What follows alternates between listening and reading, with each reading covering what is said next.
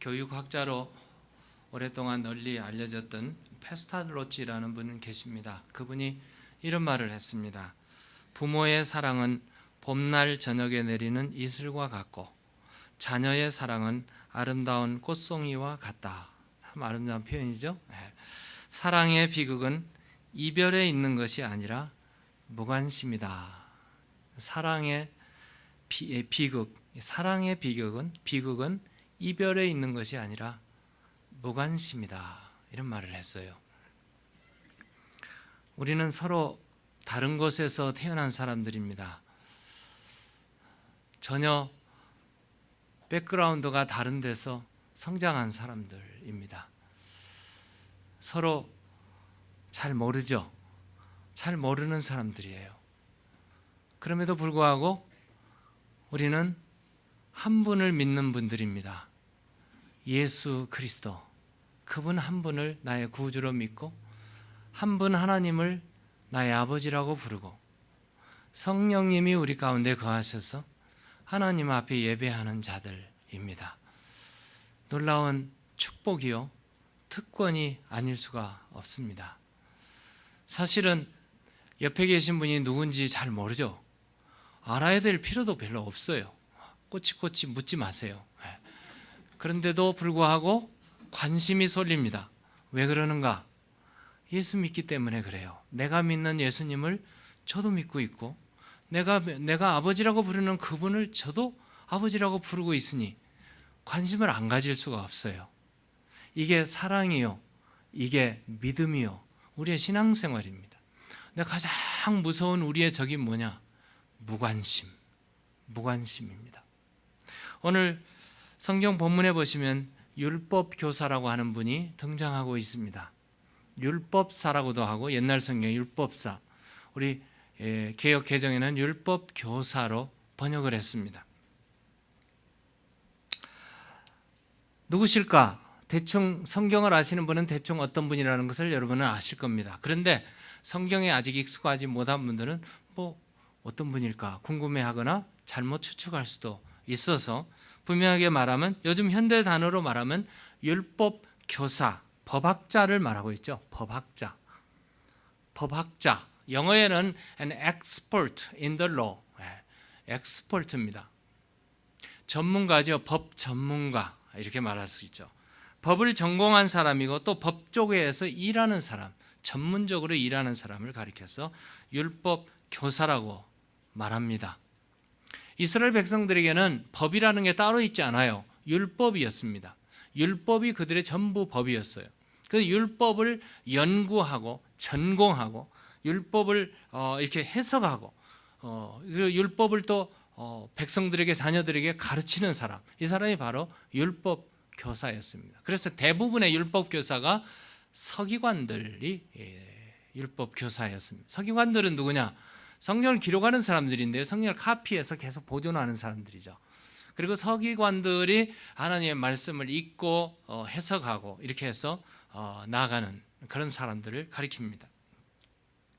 자, 율법 교사인 이 한 사람이 예수님 앞에 딱 찾아와서 예수님 앞에 질문을 하는데, 질문의 내용이 그가 가지고 있는 목적이 따로 있었어요. 근데 그 질문을 보시면은요, 질문에 예수님께서 나와서, 오늘 25절이죠. 어떤 율법 교사가 일어나 예수를 뭐 하기 위해서? 시험하여 이르되, 선생님, 내가 무엇을 하여야 영생을 얻으리이까? 이 율법 교사들, 서기관들, 그리고 바리새인들, 이런 사람들은 주로 예수님을 집요하게 따라다니는 사람들, 그리고 예수님의 흠집을 내려고 찰거머리처럼 붙어다니면서 항상 예수님이 하는 말마다, 하는 행동마다 사사건건 트집을 잡았던 사람들이 바로 율법 교사들이었습니다. 근데 그가 하는 질문, 이 질문 하나만큼은 참 놀라운 질문을 했어요. 무슨 질문입니까? 선생님, 내가 무엇을 하여야 영생을 얻겠습니까? 내가 무엇을 하여야 영생을 얻겠습니까? 이것은 모든 사람이 가져야 될 질문이죠. 이 세상에 태어난 사람, 죽기 전에는 반드시 이 질문에 답을 얻어야 되고요, 모든 사람이 질문하고 답을 얻어야 되는 이거, What must I do to get eternal life? 내가 무엇을 하여야 영원한 생명을 얻겠습니까? What should I do? 내가 무엇을 해야? 이것이 우리가 갖는 질문이고 반드시 얻어야 될 질문입니다. 아마 이 율법사들 그리고 율법 선생 이 사람들은 무엇을 해야 영생을 얻는 걸로 생각을 했던 것 같아요. 그런데 오늘 우리에게는 뭡니까? 무엇을 해도 얻을 수 있는 것은 아무것도 없습니다. 그럼 우리가 해야 될 일은 뭘까요? 우리가 무엇을 해서 얻는 것이 아니라 예수를 믿음으로 천국의 영생을 얻는 줄로 믿으시기 바랍니다. 이것이 우리가 얻는 답입니다. 그러므로 이 세상에 태어나는 모든 사람들은 죽기 전에 반드시 답을 얻어야 되는데 천국을 어떻게 해야 천국에 갈 수 있습니까? 예수를 믿어야 천국에 갑니다. 그런데 오늘 율법사는 무엇을 해야 구원받을 수 있습니까? 무엇을 해야 천국에 갈 수 있습니까? 무엇을 해야 영생을 얻겠습니까? 이게 이 사람의 질문이었어요.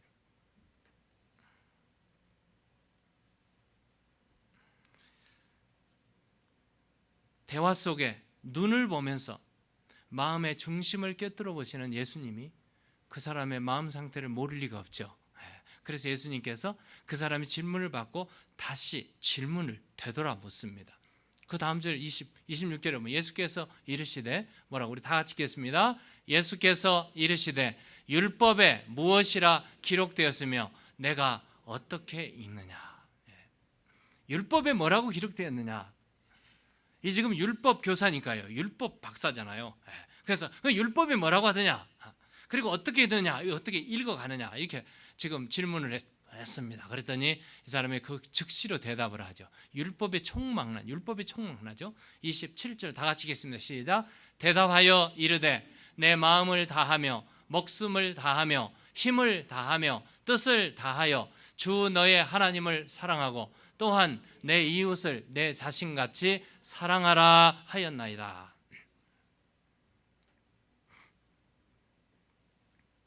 하나님을 전인격적으로 사랑하게 되면 자동적으로 10계명, 이 율법이 총망라의 10계명이잖아요. 10계명을 총망라해서 첫 번째가 하나님 사랑이었어요. 하나님을 사랑하라. 전인격적으로 하나님을 사랑하게 되면 1계명부터 4계명까지는 자동적으로 지키게 됩니다. 그렇죠? 하나님을 사랑하는 사람은 하나님 외에 다른 신을 섬기지 않습니다. 하나님을 사랑하는 사람은 우상에게 절하지 않습니다. 하나님을 사랑하는 사람은 하나님의 이름을 망령되이 헛되이 일컬지 않습니다. 하나님을 사랑하는 사람은 하나님이 예비하신 안식일을 지키는 사람입니다. 하나님을 사랑하는 사람이잖아요. 하나님을 사랑한다고 하면서 허구한 날 주일날 다 빠져가지고 자기 혼자 뭐 어딜 가고 어떤 분은 하도 빠지면서 왜 빠지냐고 그랬더니 산에 가서 혼자 조용히 예배를 한대요.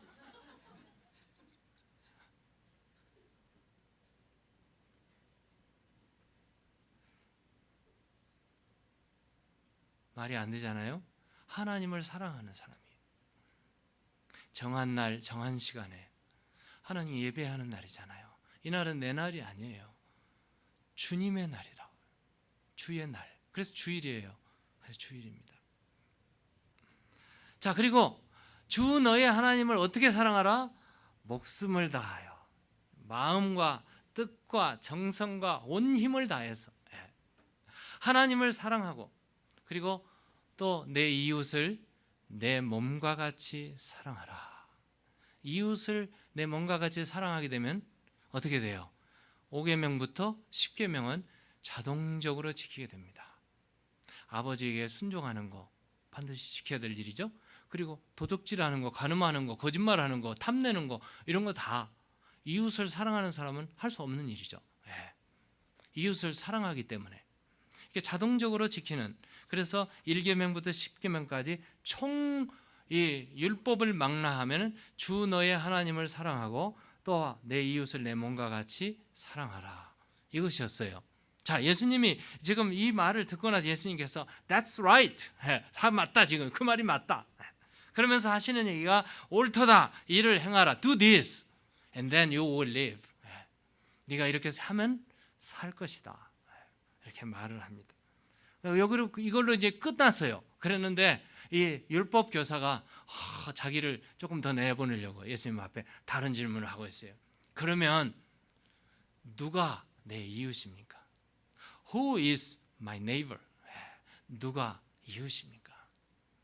이 얘기를 질문을 던졌을 때 예수님께서 그 사람이 지금 가지고 있는 동기가 무엇인가를 벌써 알고 계시지만 친절하게 예수님께서 한 스토리를, 비유의 얘기를 꺼내서 해주는 말씀이 오늘 본문의 말씀이에요.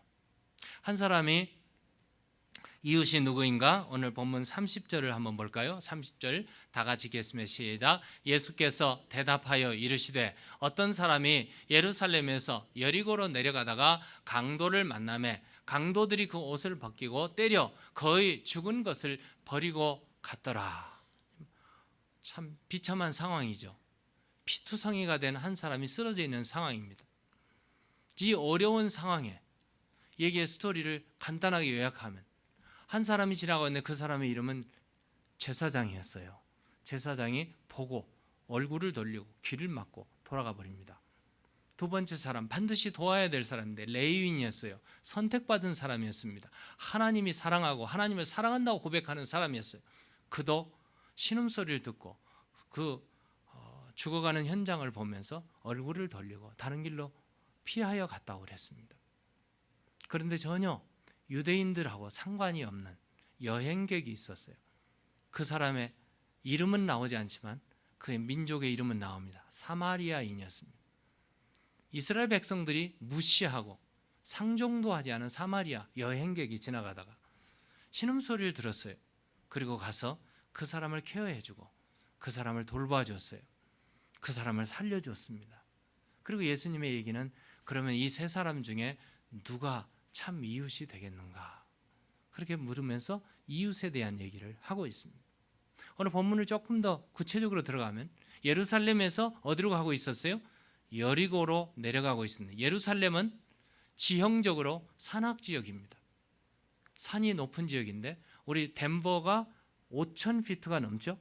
그런데 예루살렘은 2,500피트입니다. 덴버에 비하면 낮지만 보통 해발에서 비하면 굉장히 높은 산악지대입니다. 2,500피트의 산악지대에서 여리고는 어느 지역인가? 800피트의 해발, 그러니까 바다보다도 더 낮은 800피트가 낮은 지역입니다. 바로 여리고 옆으로 더 내려가면 사해가 보이죠. 사해가 보입니다. 그러면 예루살렘에서 여리고의 거리는 얼마나 되나요? 17마일입니다. 17마일에 3,500피트가 되는 높과 낮이를 계산해 보면 굉장히 급강하로 내려갑니다.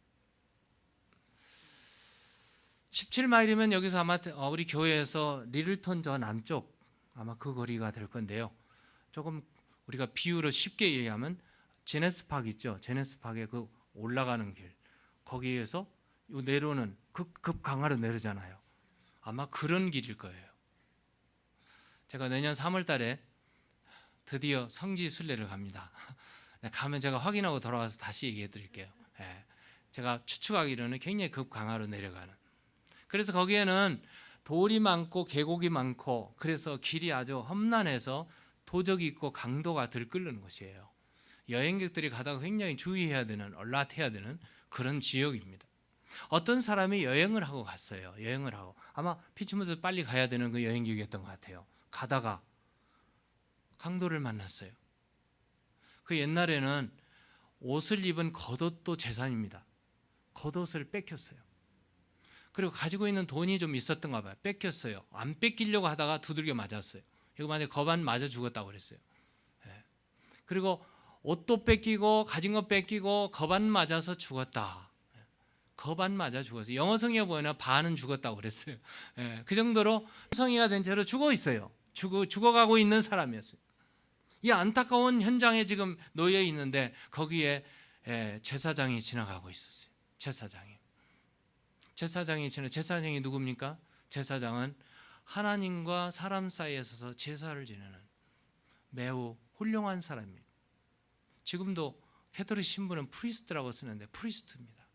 프리스트는 하나님과 사람 사이에 중재하는 사람이에요.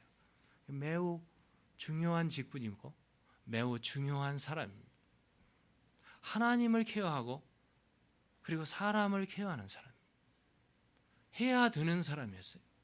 그럼에도 불구하고 피투성이가 돼서 쓰러져 죽어가는 그 사람을 보고 그가 들은 채 하지 않습니다. 본 채 하지 않습니다. 아마 제가 성경에는 기록 안 됐는데 틀림없이 하늘을 봤을 거예요. 그리고 틀림없이 주위를 살폈을 거예요. 그리고는 다른 길로 피하여 갔다고 그랬습니다.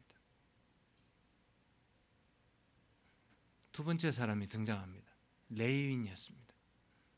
제사장을 도와서 성전의 모든 일을 담당하는 사람이었습니다. 요즘 교회로 말하면 교회 안에서 여러 가지 일을 하는 직분자들입니다. 직분을 가진 사람이었어요. 특별한 사람들이었습니다. 하나님이 사랑을 받는 사람들이었습니다. 사람들이 존경하는 사람들이었습니다. 레위인이었습니다. 그도 눈을 열어서 보니까 죽어가는 사람이 보였어요. 그런데 똑같은 행동을 했습니다. 눈을 감고 귀를 막고 얼굴을 돌리고 그리고 다른 길로 갔습니다. 세 번째 사람은 여행객이었습니다. 사마리아인이었습니다. 유대인과 사마리아인은 상종도 하지 않습니다. 대화도 하지 않습니다. 굉장히 아주 긴장된, 만나면 긴장하는 사이였어요. 아마 사마리아인이 지나가다가 유대인이 쓰러져 있으니까 상식적으로 얘기하면은 내가 케어할 사람이 아니다 하고 돌아가 버릴 수 있는 사람이었습니다. 오히려 평상시에 늘 서러움 당하고 핍박당했는데 저놈이 쓰러져 있구나 그냥 아마 욕하고 갔을지도 모르겠어요. 그런데 사마리아인은 그렇게 가지 않습니다. 딱 보는 순간 어떻게 되었는가? 우리 성경에 보니까요. 어떤 사마리아인, a Samaritan, as he traveled, 여행을 한 사마리아인. 여행하는 중 거기 이르러 그를 보고 어떻게 돼? When he saw him, he took pity on him. 그를 보는 순간 마음속에 자비의 마음이, 긍휼의 마음이, 동정의 마음이, 심퍼티죠. 심퍼티가 생겼어요. 불쌍히 보았습니다. 지나칠 수가 없었습니다. 유대인이기 때문에 머문 게 아닙니다. 만약에 그분이 차이니스였다면 여러분은 어떻게 하시겠어요? 요즘 한국 사람들 차이니스 싫어해요. 만약 그분이 멕시칸이었다면 어떻게 하겠어요? 스페니쉬였다면, 만약 그분이 한국인이었다면, 사마리아인은 no matter what kind of person, 어떤 사람이건 상관이 없었어요. 마음속에 불쌍히 여기는 마음. 그리고 찾아갔습니다. 타고 가던 나귀에서 내려가지고 찾아가서 그 사람의 상처를 닦아내고 피를 닦아내고 거기에 가지고 있는 포도주를 와인을 붓고 기름을 바르고 그리고 쌈했어요. 여기 보십시다. 가까이 가서 기름과 포도주를 그 상처에 붓고 싸매고 자기 짐승에 태워 주막으로 데리고 가서 돌보아 주니라. 사마리아인이 한 행동입니다.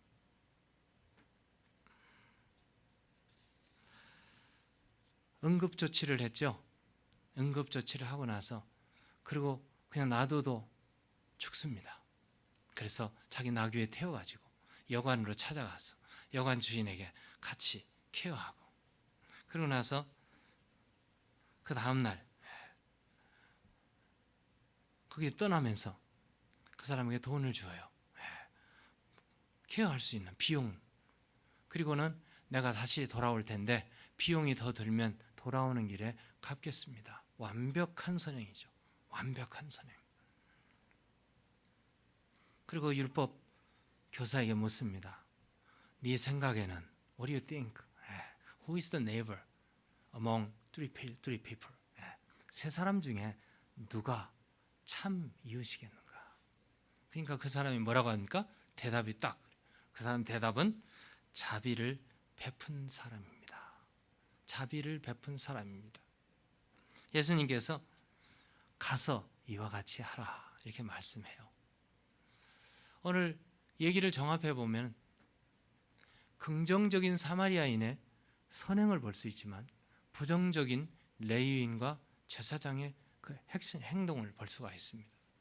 부정적인 면을 오늘 본문으로 총집약해서 딱 요약해서 한마디로 얘기한다면 사랑 없는 행동 뭡니까? 무관심이었습니다. 무서운 것이 뭔가? 무관심입니다. 오늘 현대인들에게 가슴에 자리 잡고 있는 것들이 있다면 아마 무관심이 그 중에 하나입니다. 누구를 사랑하지 않아도 됩니다. 누구를 케어하지 않아도 됩니다. 그런데 가장 무서운 건 뭔가? 무관심이 사람을 죽입니다. 함께 살면서도 무관심을 가지고 부부가 전혀 관심 없이 살아가는 부부가 있다면 불행한 가정입니다. 한 지붕 아래 살고 있는 가족들이 관심을 갖지 않고 살아간다면 그처럼 불행한 가정은 없습니다. 한 교회 안에 살고 있는 형제들이, 한 성도들이 옆에 있는 사람에게 전혀 무관심하게 살아간다면 그처럼 비극은 없을 것입니다. 마태복음 9장 13절에 이런 말을 했어요. 너희가 가서 내가 긍휼을 원하고 제사를 원하지 아니하노라 하신 뜻이 무엇인지 배워라. 나는 의인을 부르러 온 것이 아니라 죄인을 부르러 왔노라. 주님께서 말씀하십니다.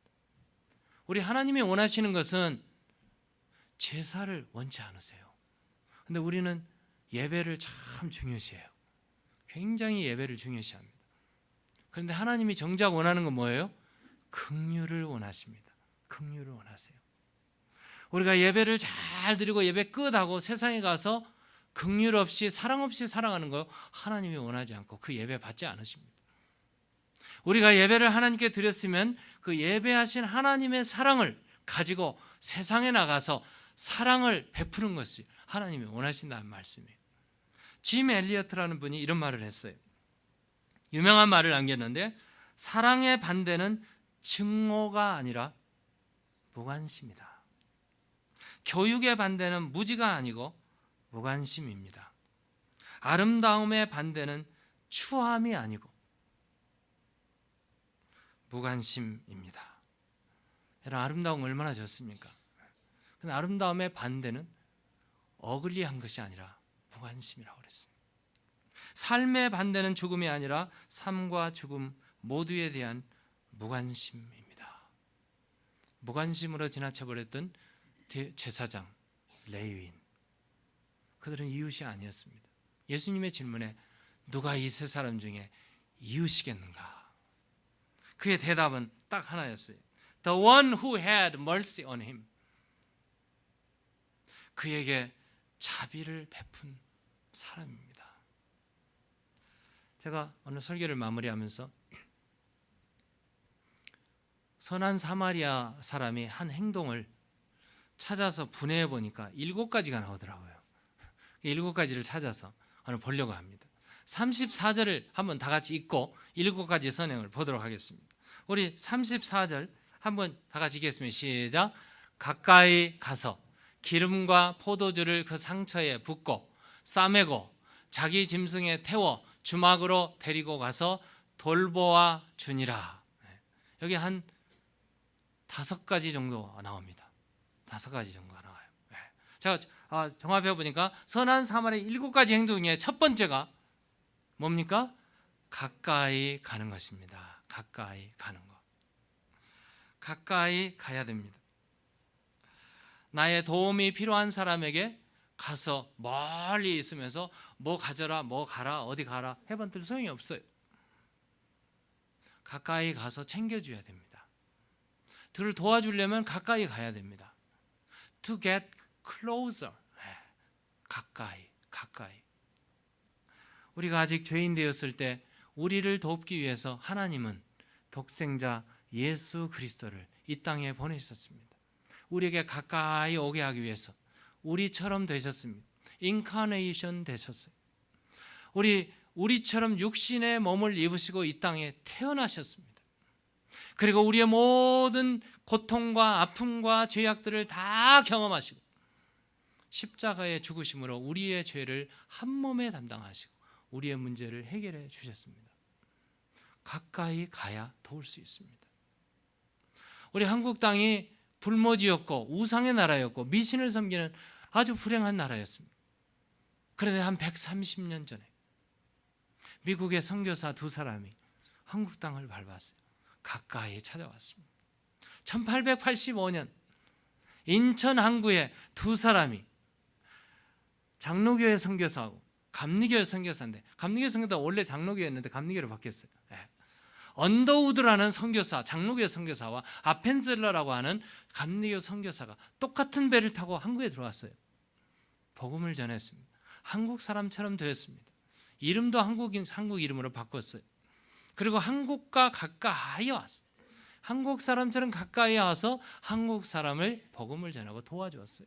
그 결과 한국이 오늘 우리가 복을 누리는 줄로 믿으시기 바랍니다. 도우려면 가까이 가야 됩니다.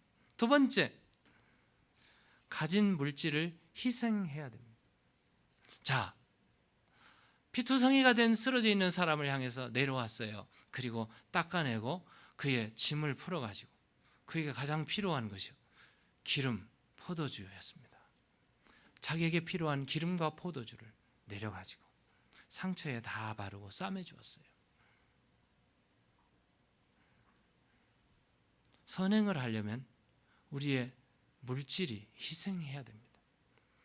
여러분, 가지고 있는 재물이 희생하지 않고 남을 도울 수는 없어요. 희생하는 것이죠. 세 번째로는 자기를 비우는 것입니다. 자기를 비우는 것. 만약에 사마리아인이 나귀에 타고 가면서 일어나시오, 당신 본이 죽을 상이요, 일어나시오 하고 갔더라면 아무 일도 일어나지 않았을 거예요. 사마리아인은 거기 타고 있던 나귀에서 내렸어요. 위에서 내려온 것입니다. 자기를 내리는 것입니다. 그뿐이 아니죠. 자기를 비우고 자기를 내리고 저 쓰러져 있는 사람을 다 싸매고 나서 나귀에 태웠어요. 자기가 내려와야 태우는 거죠. 내려와야 태우는 거예요. 오늘 많은 사람들이 자기는 내려오지 않고 남에게 올라오라고 그래요. 그래서 하면 안 되는 일이죠. 우리나라 선생님들이요, 어린아이들을 가르치는데 어린아이들을 어른처럼 어른 말을 쓰고 가르치면 어린아이 한마디도 못 알아듣습니다. 어린아이들을 가르치려면 어떻게 해야 해요? 어른이 어린아이와 같이 돼야 됩니다. 내려가야 됩니다. 자기가 내려가야 돼요. 그래야 더 올 수 있습니다. 네 번째로는 시간을 드리는 것입니다. 자기도 여행 길이 바빠요. 자기 갈 길이 바쁜데 지금 이 사람을 데리고 어디로 갔어요? 여관으로 갔어요. 시간을 소비했어요. 여러분, 시간을 소비하지 않고 도울 수는 없습니다. 시간을 드려야 돼요. 남을 도우려면 시간도 드려야 돼요. 시간을 내줘야 됩니다. 들어줘야 됩니다. 그리고 같이 가줘야 됩니다. 오리를 가자면 심리까지 가주라고 주님 말씀하십니다. 시간 내주는 거예요. 주막까지 갔어요. 다섯 번째로 돌보아주는, 34절에 돌보아줬더라. 돌보아줍니다. 케어링입니다. 케어링. 돈 몇 푼 주고 끝낼 수도 있는데 그는 정성껏 싸매고 케어하고 돌보아줬다는 겁니다. 이 지금 사마리아인이 한 일이죠. 그 다음에 35절에 보면은요, 35절에 그 이튿날 그가 주막 주인에게 데나리온 2를 내어주며 이르되 이 사람을 돌보아주라. 비용이 더 들면 내가 돌아올 때에 갚으리라. 그 다음날 그가 떠나면서요, 최대한 케어링을 다한 다음에 떠나면서 비용이 더 들면 내가 이거 드리겠습니다 해서 돈을 얼마 줬는가? 은전 2 데나리온을 줬어요. 2 데나리온, 값으로 따지면 한 사람이 하루 일한 품삯이 1 데나리온입니다. 그럼 이틀간 일을 해야 버는 돈을 지출을 했어요. 여러분, 계산을 한번 해보세요. 요즘에 미니멈이 11불이라면 하루에 일한 시간 이 사람이 벌어들일 수 있는 돈. 근데요, 미니멈이 아니라 이 사람이 여행을 할 정도니까 굉장히 고급 인력을 가진 사람이에요. 고급 인력에 하루 버는 돈이 얼마겠는가?